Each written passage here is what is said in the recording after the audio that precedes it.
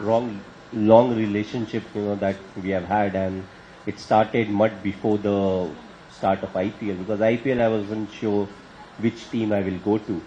But it started much before that, and 2005 was the time when I made my test debut, which happened to be in Chennai. So it started from that point of time.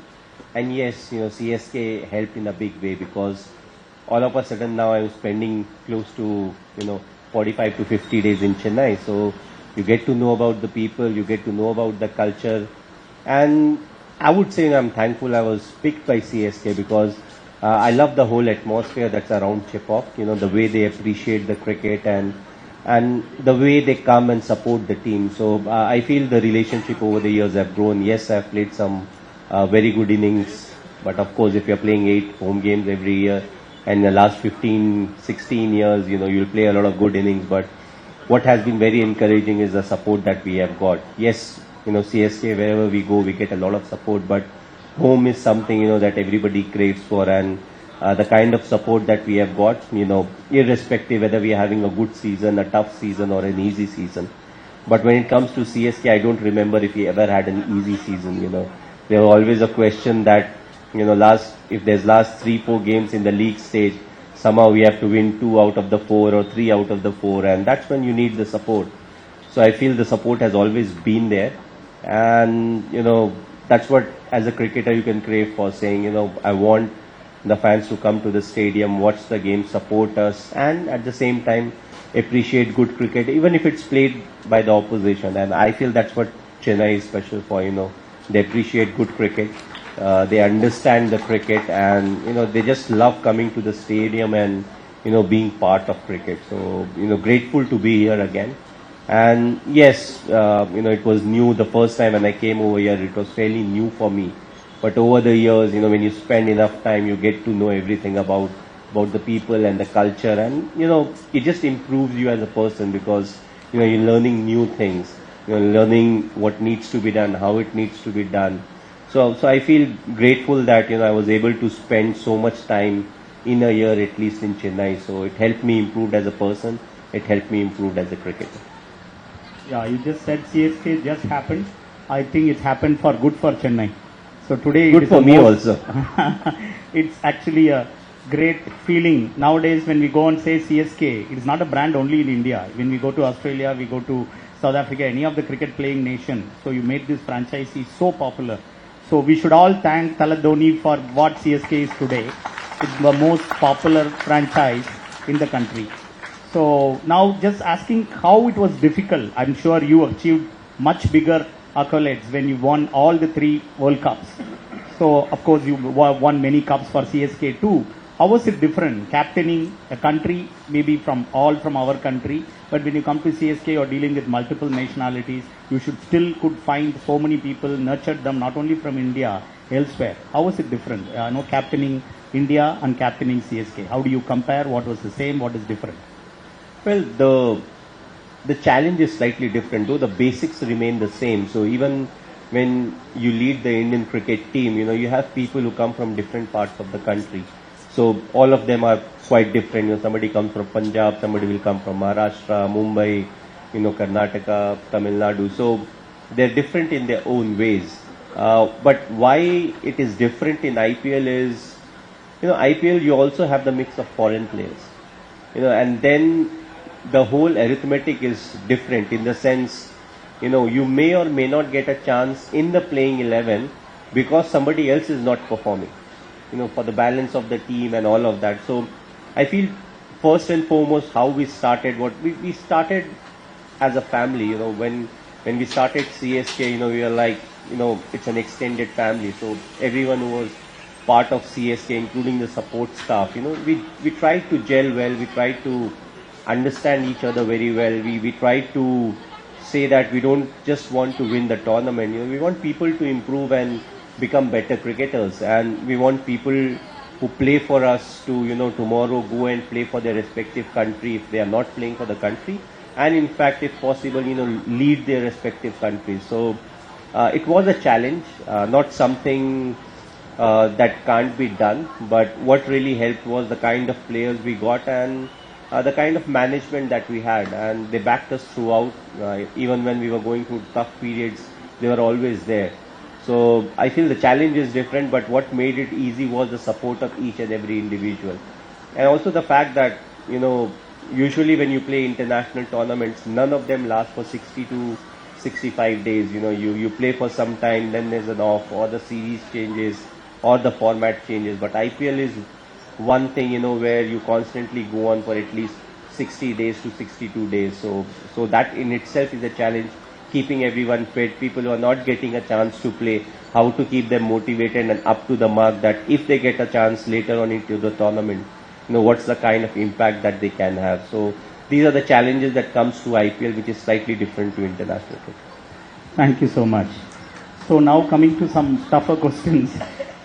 So I think CSK had all the fame, but I think past 2 years has been very challenging, and the CSK fans are obviously a bit disappointed, but they want to hear from you what is in store for CSK in the coming years, especially next season and going beyond. And I know every time when there was difficulty, they come back to you.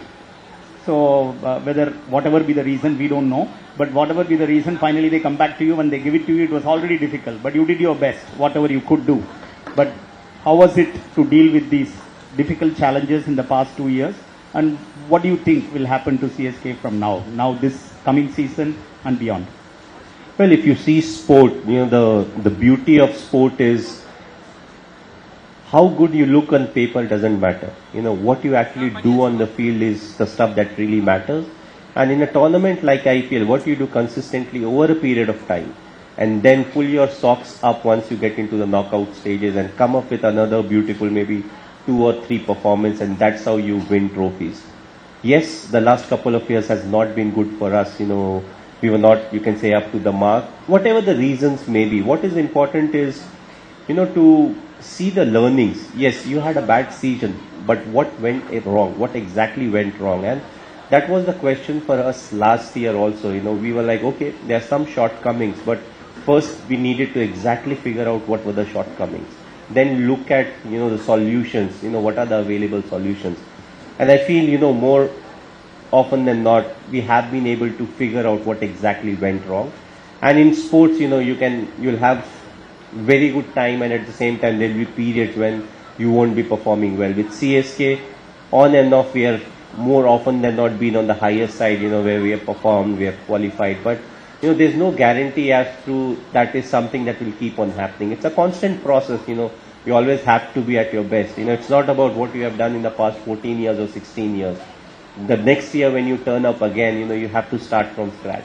Because nobody respects what you have done in the past. In sports I'm saying, because everybody wants the trophy. Everybody wants to compete. So the moment you slack off, there'll be someone who will be challenging you. So I'm not saying we slacked off, but there were certain, you can say, holes that we need to plug in. The second half of the tournament, we are slightly worried about our batting order, people who will bat at different slots, but I think our batting order is quite sorted as of now. Ritu will be coming back. He got injured, so he will be coming back. So it looks as if, we are quite sorted now with a small auction coming in December. Whatever further loopholes are there, we'll try to plug those in. But again, as I said, you have to be at your best at the start of the tournament. You have to get the planning right. You have to use the resources in the best possible manner. And I think, we appreciate the fact that the fans, they also feel disappointed. But also the fact is the players always feel more disappointed than the fans, because this is our bread and butter. This is what we do. We come, we entertain, but also we want to win. So we do talk about the processes, but at the same time, we do want the result to come to our side. Last year wasn't the year, but looking ahead, we're trying to sort out most of the things, and we'll hopefully be at our best in the coming years. Great. I think Ritu coming back is a great news. He should be so fortunate to have somebody working with him, independent of he being a captain. When I said sometime back, you are the captain of CSK, you immediately corrected and say, no, I am not. Ritu is the captain. So your way of actually giving other people, the younger people, to prosper, the people whom you molded are now actually being the captain for you. So it's a great habit. So I think we all have to learn leadership lessons from you, how we allow others to prosper and still continue the kind of legacy which you are continuing. Doc, you don't have a retirement age. I have a retirement age. So it's always better, to pass it on to the next guy, when you are still there. I'm not asking you to retire, but he's very young. Every time I see him, he looks 2 years, 3 years younger to me. I don't know what he's doing, but definitely he's doing something. Yeah, when you say young, the person there, Dr. K.P. Reddy, is, for eye care, even the O of ophthalmology, I learned from him. When we first partnered with him almost 15, 16 years back. He's a sportsman, he's a doctor, he's a pilot, he did orthopedics, he did sports medicine, then he did ophthalmology. So we are fortunate to have somebody like Dr. K.P. Reddy as our co-founder. Actually, MaxiVision was founded by him. I just came on the way. And he has been our mentor, guide for what MaxiVision is today. And I will now leave the stage to him to interact with you a bit. Thank you. Thank you, everyone. So kind of to see all of you here for the great Thala here. I don't know whether to call you Mahi, Dhoni, Thala. Let me call Doc, you... whatever you are comfortable with. Thank you. Please say that. I'll call you Sir. Okay? Call me Mahi. Mahi, okay. Right, Mahi. First of all, I would like to thank Dr. Velu. Day before yesterday, I was in US playing a lot of golf. As a chairman, he kind of called me and said, you have to come. And I just couldn't say no to him. And then, seeing that he's going to make me share the stage with you, I consider that as a blessing. Thank you, Dr. Velu. I prepared some questions. I'll read them out if you don't mind, because I can't speak like Shibu, So my first question to you, sir, is as a top batsman in this world of cricket, sometimes you are facing balls at 130, 140 kilometers per hour. How important is the eye and hand coordination? What would you advise the young upcoming cricketers? Because I played cricket as an opening batsman and wicketkeeper all my life, also in England. But you are a phenomenon. But what would you say about the eye and the hand coordination in cricket? Well, a lot has been spoken about technique in cricket, but it all boils down to how quickly you judge the length of the ball, the pace of the delivery, and I feel it comes quite naturally, because we all start at such an early age, that it becomes part of our life. So every day, we keep on practicing. And what has happened in cricket is, like with technology, what has happened is they have so many different ways now to get used to the pace. You are actually getting used to the pace, but in a way you are trying to getting your eye and your body accustomed to the kind of pace you want to play at. So even if you see now, most of the cricketers, they don't get bothered too much about pace. What they start bothering when the bowler has movement, if he gets some extra bounce. So I feel pace, yes, it's crucial, it's important, but with pace also, what is more important is the line and length that you bowl in the kind of movement. So I feel nowadays a lot of cricketers, with the help of bowling machine and all, they're getting used to that kind of pace. They're training their, you may call it eye or hand-eye coordination. They train for that, because they want to be outskilled by talent, but not by, just pace or something. So they're like, if you're a way better bowler, then you can get me out. Or if I'm not batting well, you can get me out. But I don't want to be looked upon as if I'm someone who's out of place. So they work tremendously on their fitness, and it includes everything. It includes the mental aspect, the physical aspect, and I, of course, if you will see a lot of cricketers, once they cross 35, 36, reflexes slow down, the depth perception, goes a bit haywire. So it's a challenge, but when it comes to the youngsters, they are up for it. So I think they practice more of what needs to be done, and that's why they are always at their best. So it's day in and day out, they keep doing the same thing. My next question, Mahi, is that almost similar as one of the greatest wicket keepers in this world. You know, you're actually concentrating 540 balls in a day in a test cricket. And then, you know, in a T20 about 120 and a 50 overs, 300 balls. A batsman at least has some rest. The batsman goes to the other side and takes a minute's rest. But in your case, you're there all the time. What is the role of the eye there? I mean, you're watching a googly, and you have to watch the hand and the finger and everything. I'm sure even when you began your career as a young cricketer, it was eye of the ball. Because in golf we say, eye on the ball. So that's the fundamental basic principle in golf, which I play. No, Doc, what happens is, right from an early age, you know, as a keeper, you're taught to see the differences, identify the differences, you know, as simple as, especially when it comes to spinners, you know, if he's bowling a googly, you have to keep an eye on the wrist, because it's literally impossible to bowl a googly without changing the action. So, right from under 16 level, you know, we start training like that. We start to identify, okay, what are those small changes that we are looking at? And we train so much that it becomes like a second habit to us. You know, that's why you won't see many wicket keepers actually get tired even after 90 overs of test cricket, you know, one full day of test cricket. That's very surprising. Yeah. I mean, but the reason is... And then you have to go and bat again. Yeah, we get rest before. None of the keepers are actually openers when it comes to test cricket. And I think one of the reason is, if you have played under 16 days cricket or under 19 days cricket, the maximum number of overs that can be bowled in one day is 90. And let's come back to test cricket. The maximum number of overs that can be bowled in test cricket is 90 overs.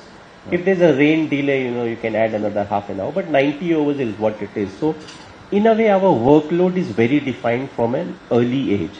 So now imagine, if I didn't play much under 16 cricket, but imagine if I'm playing under 16 cricket and my workload is 90 overs in a day. And if I keep doing it for the next 15 years or 10 years, 90 overs is hardly anything for me, because I practice so much of up and down, running around and everything, you know, that 90 over feels nothing. So I think it's a fact that, you know, our workload is so defined and so fixed. So in case of a fast bowler, they are amongst the fittest in the team generally. So he can bowl 15 overs a day, he can bowl 18 overs in a day. So that's a definition of +2 or -2 overs. But the thing is, he still has to field where he doesn't know whether he'll get 50 balls in the game or he'll get 5 balls in the game. So if it's bad day where we say, oh, the ball is following him, you know, so he may get 50 balls and he'll be much more tired. But with a wicket keeper, 90% it's the same. If you keep for 90 overs, you'll get around the same kind of delivery that comes to you. Even if the ball doesn't come, your rituals are the same. So in my case, I'll be sitting, I'll be looking at the bowler, I will be getting up, I will be anticipating a catch. Whether I get an edge or not, it hardly matters. So I feel because of that defined thing that keeps on happening in our life, we never feel that thing of saying, you know, oh, I feel tired.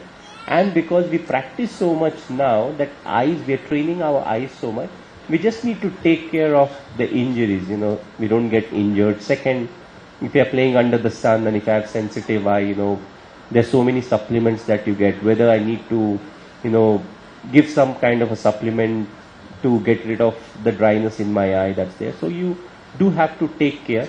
But yeah, injury is something that has bothered wicket keepers more than, you know, degeneration of eyesight.